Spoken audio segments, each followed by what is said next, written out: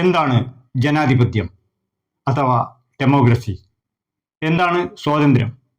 American പ്രസിഡന്റായിരുന്ന Abraham Lincoln വളരെ ലളിതമായ ഭാഷയിൽ അത് ഇപ്രകാരം വിവരിക്കുകയുണ്ടായി.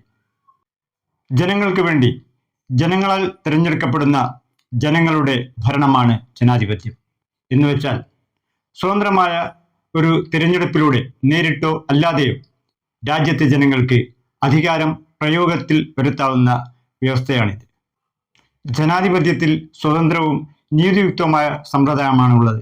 സ്വാതന്ത്ര്യം, സമത്വം, ഭരണഘടന, നിയമനിർമ്മാണ സഭ, ജനഹിതം തുടങ്ങിയവയൊക്കെയാണ് ജനാധിപത്യത്തിൻ്റെ നട്ടെല്ലെന്ന് പറയുന്നത്.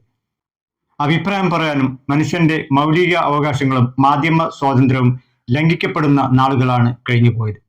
വ്യത്യസ്ത ഭാഷകളും മതങ്ങളും സംസ്കാരങ്ങളും ഇടചേർന്ന ഇന്ത്യയുടെ നാനാത്വത്തിൽ ഏകത്വം എന്ന വ്യത്യസ്തതയും ഒരേ രാജ്യം, ഒരേ ഭാഷ, ഒരേ സംസ്കാരം എന്ന പുതിയ ഫോർമുലകൾ അടിച്ചേൽപ്പിക്കുന്ന പുതിയ വാദങ്ങൾ ചരിത്രത്തിൻ്റെയും നിലവിലുള്ള ഇന്ത്യയുടെ ഐക്യത്തെയും നിറം കെടുത്താനുള്ള രാഷ്ട്രീയ അടയാളങ്ങൾ മാത്രമാണ്. സ്വാതന്ത്ര്യത്തിനു വേണ്ടി ബ്രിട്ടീഷുകാരുടെ ക്രൂരമർദ്ദനങ്ങളും രക്തസാക്ഷിത്വങ്ങളും ജയിൽവാസങ്ങളും ഒക്കെ അനുഭവിച്ചവരുടെ ചരിത്രങ്ങൾ അത് പാഠപുസ്തകങ്ങളിൽ നിന്നും മുറിച്ച് മാറ്റപ്പെടുമ്പോൾ ഇന്ത്യ എന്ന രാജ്യത്തിന്റെ അസ്തിത്വങ്ങളും ഇല്ലാതാവുകയാണ്. വംശീയതയും വർഗീയതയും രാഷ്ട്രീയ നേട്ടങ്ങളിലേക്ക് ചുരുങ്ങുമ്പോൾ ഇന്ത്യ എന്ന സ്വതന്ത്ര രാജ്യത്തിന്റെ ആത്മാവിനേൽക്കുന്ന മുറിവ് ചെറുതല്ല. ബുൾഡോസർ രാഷ്ട്രീയവും പൗരത്വ നിയമങ്ങളും ഇന്ത്യയിൽ ജനിച്ചവർക്ക് ജീവിക്കാനുള്ള സ്വാതന്ത്ര്യവും ഇവിടെ നിഷേധിക്കപ്പെടുന്നു.